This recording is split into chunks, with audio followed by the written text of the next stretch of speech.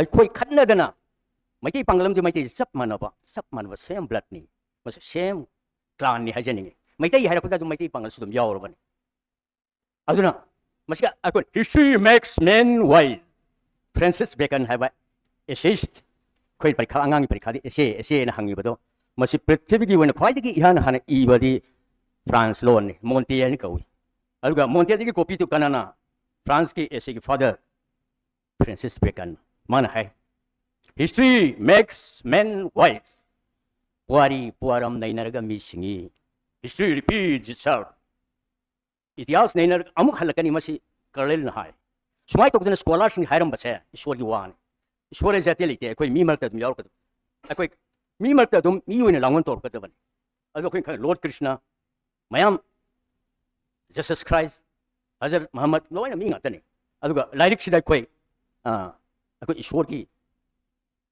लांगन तोबे वान Quran Bible Gita पुनमक कोई खंग मरमदुन कोई ngasi हाइफेट लेनबसिदा अगर मतमदुदा लिलोंग बाजार गांखिबदा हाइफेट रिप्रोड्यूस तौजगे याम गांगिंगासु लेते ngasi हादि याम फै ngasi gi रिओर्गनाइज तौबा रिमेम्बरेंस तौबा पांगल खुंथोक मुस्लिम सिंगना मैतै gi ई पुल्लगा मैतै नुपी लौरगा तोंगान बा प्लट तमदा हेन मैतै दे किसु सिंगत पा मैतै मसेल ओइना अमा थोकलपा मसिगी मरम खितंग आई कोना ताजरके आहान बदा आइना लिलोंग बाजार गांखिबदो मी पियाम हानदना मथोंगम खंगतर मतमदुदा आइना हाइजेखिबा अमानी खक्तंग ngasi panjage aina ngasi aji haikhiba larik ado adu mamda lakna no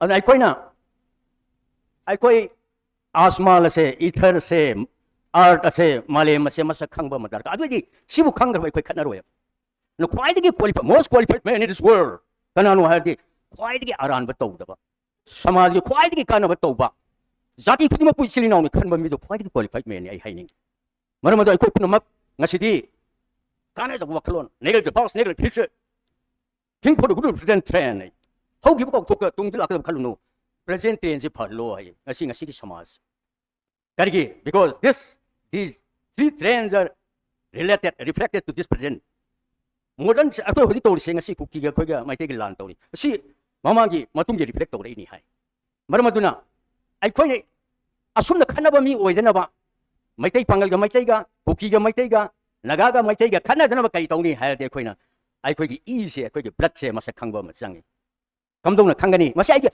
this is my own philosophy आईगी कनागुम यादव जाय आई लाइक जबनी अदो खर लेपख्रे प्रिंसिपल पुरुबदगी इतुम खोंगल आई जबनी 1980 आर्मी फाबद अदो कदोरे अखोइना अखोइगी इपा इमा मसक खंगु कइदौनबा अखोइना अमगा लानगदबा अखोइगी इपा इमा कया सुई मतम नुमितुदा हंगी लिलोंग बाजारदा अखोइगी तिनबीबा मैतै सु मैतै पांगलु नखोइगी नमा नपासिंग तो मसक खंगबरा आइना मतम दुदा कनाम तन खंगी एनु खुमक्ते आई थंद खुंगी अहान बै इपा इमा खंगो अहान बै इपा इमा दो हान नंगी नसागी ब्लड को नसागी ई दो क्राइद यावरमे आई ngasi पोगले आईगी हार्ट यावरिबा ई से क्राइद लेरमे मतम दोइगी लांगोन मनि आईगी ईगी mama Imangi रजदा essence of blood ता ई मचीदी आईगी थवाई तिलमी मतम मदो आईगी इमागी ई द तिलिंगेगी आईगी लांगोनी आईगी इमाना मागी इदलहुड स्टेज योगदना मेरेजेबल एज योरकना मपुंग थारकना जीव पुथोपंग गंबगी शक्ति ला अब मतमदा ईगी मपा इपा हाइबा म थीरगा मबानिंग पुलप यूनियन तौरे अदुगा ईगी मचा इशाइन अमा आई तारे अदु हंद मुकी मपो फगो हाये मुकी मपो फना बाइदी आई फगो नगी नसा फना बाइ ओ ngang ma pokto phalam da ai phati ipai ma phalam da hai asuna ai gi yung da leiba imai pa se masi ai bu pokpi ba imai pan now ai no mitu da thamgi praja sing da hauja ai koi imai pa ma khangabra khange another ipai ma up to my philosophy adu de ai khoi bu yokpi ba imai pa ai ba ma leye masi mayam su khangam ba yai ham dab su ai atang thobal tokjari lalasu ngapiu yaning da su ngapiu आई कोई को योपी इमाई पासे अतै करि सुनते आइगे अरुम्ब बसु मिकु खुदिंग पुबीबा मिपुम खुदिंग मके अरुम्ब बसु मिकु खुदिंग पुबीबा अदुगा माकी लेबाक लेहाउ दिगे थोलकपा महि मरोंग चारगा आइगे इमा बसु इपा बसु इपु बसु इबेन बसु हिंगैबा अदुगुम्बा मालेम लेम इमा अना जननी जन्मभूमि सर्ग से बयासी बेंगोली सिंह हाइ पुंगफम लमदम इमा अमदे आइबु पोक पोइबम Lebak Lehau was a Sargadi Heli. Marmadunani, I quite Ima, Ipama Sakanduris. I give Ima Malim Aduna Kunalapaga, Hima Pretibinaga, Bumiga, oh Bumi de Bio, bit the Mahebasundarayo, Timai, then Bumi Patu de Yaten. So split up, it will bend Tambire. So Hema Pretibin the South, which I gave Nashi Aswang and Pun Bilomongol Pinabi from. Shapu Imani, Ipane, although scientifically I quit Provella, I quit Muninas. I quit Imalayam share. I quit Ipamle, Kanano. 10 planets, 9 planets are there in the whole gamut of universe. Prithivigi, Langon Sida, So Jagata, planet Mapalakwena Kangi. So far, scientific knowledge is concerned. Adum Baduki, king of these planets are the sun. Korohan by 5 money. Malaram Draba, I could follow Jibam to Poamoy. Mangondagi, Mabalingi, even in the gate. I don't know geographic term. The whole of the surface of the earth is covered by a mass of gases called the air or atmosphere. We can't see the air, but we can feel it when it's moving. The air exerts a pressure of about 10 pounds on every square centimeter of our body. I don't know. I find geography not that. But TV is that square centimeter putting the equity unsagi. Pressure tara, pound tara p. Hydra. Other mobile in the gate. Homeland, hydrogen, oxygen. Pullaget Tarangi lies sing Shemal Ziba Tole High. Asuma Kotokragani, I point the Lakia. As my Tomasi Ima Ipamani. Fine with my pa. A friend Kangi was probably a top of Graha Kraputropayarico, Puturkini. I don't predict it. A quick Kangi says Sikanga Deva. A quick science is such a welcome idea.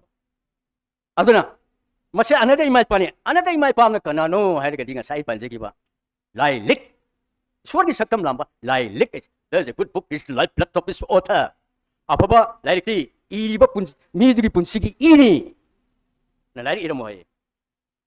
Some books are simply to be tested.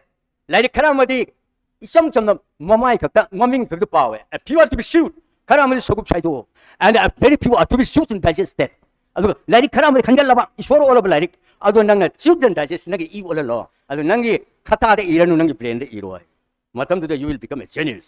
Nang like Pokolakani.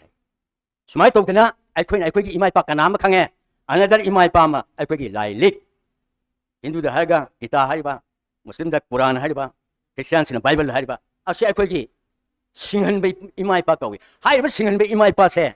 I quit animal kingdom, the men king Nihari. I was passing it is so much and Mamma Palate. You look at like Sigmatin, I quit Canada, like Nikin Pahan, say Angachida. I don't know if I'm to the person to head, then no one can take it away. Nanganangi was my shop.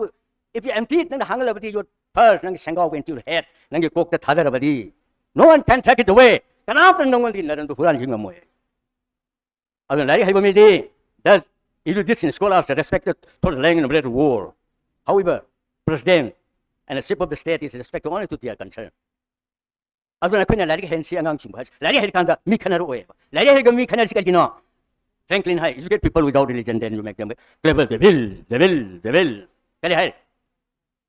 People like Kamalo, Mangala, Hangel, Tambiru, Dharma, Tambiru, Adudi, Swetan, Olikam, Swetan, Haising, other name, Emega, Diegas, Madimanga, Lady Herkanda. Cannot race. What am I doing now? I tensions again. I am Sangali. Excuse me for this. I tensions again. I am dignitary Mam Libiri. Aduna, Asum Bassing a sea.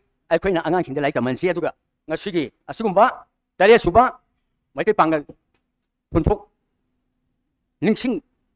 Thouram wasida ay wangang bapung jabagi Thouram do atang asida lo sinjana ba lo jage adu ba ay amakhatang point amakhatang ay hajiram ge ngasa ay hajage ba history makes man wise ay koi history nei nalga mi singi ay kai tok tang ngasi Meitei Pangal sing lak pagi wari se motek amtang singam ga satruk supna taru swai tani khage ba maharaj yamna mathong na lein pan ma pa sum jam bani madu mathang lai adu yamna thongna lai lai gi sakti chen ba Tang Leiraktaba company. My Matamda, my Ning Shaba. Can you like China?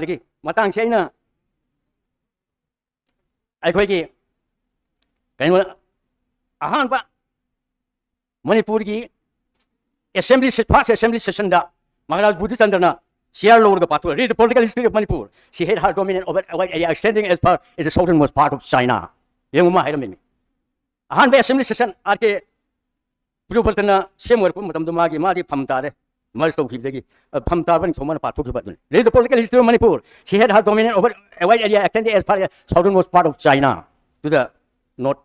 Yango, China khá thong so ko Meitei bak lok salam hai mi Chandra para kasar to south west yang yam chawram lam ne haba maram aduna masi kam dawi ngasigi Meitei Pangal silinaw singna Meitei I am to pun siban mi to kam daw no sing masa tukta lan mi lising ama nongmai lising ama samu puntra capture tawraga ado top so Meitei am khak leiram hai matamda adubu asumna lakpa kasari sipai jingdagi ising thakene lok to kumdaringa da uda ngara thanamba akhoi gi top ama akhoi kalian haiba siga nupa ani khakna pura laga khage male kat chibe wari lei aduga kaino ani surapa top ani surapa summa panga kan chibe wari lei aduga lanmi lising ani la se mama chani ne musing hai musing ma seni se mapayam kanba atum ne hen khangberam ngasi committee hen khangamani asum kanna ba se karai soji dinga sai top mangba adagi Meitei gi kaino sina lan ngamna ka nume punghum chupna lan theng ngam ka kan ta as masidi ka daram tawra sin Meitei hai kari haina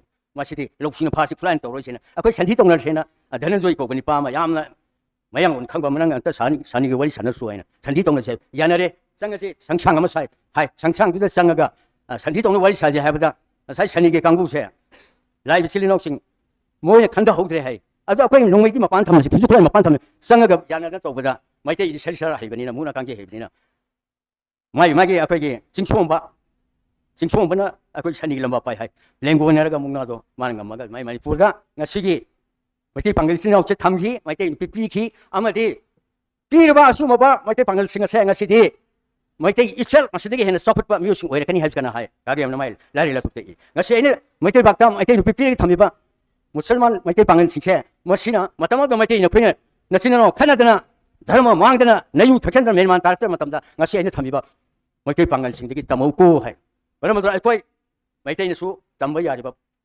khanani ngai maram amta leitaba Meitei gi ino onba Meitei Pangal sinau singa Meitei ga amatani hai bo phamse khangaga matam kuina Meitei Pangal hengmina bo wesnu hai ba slogan silaw le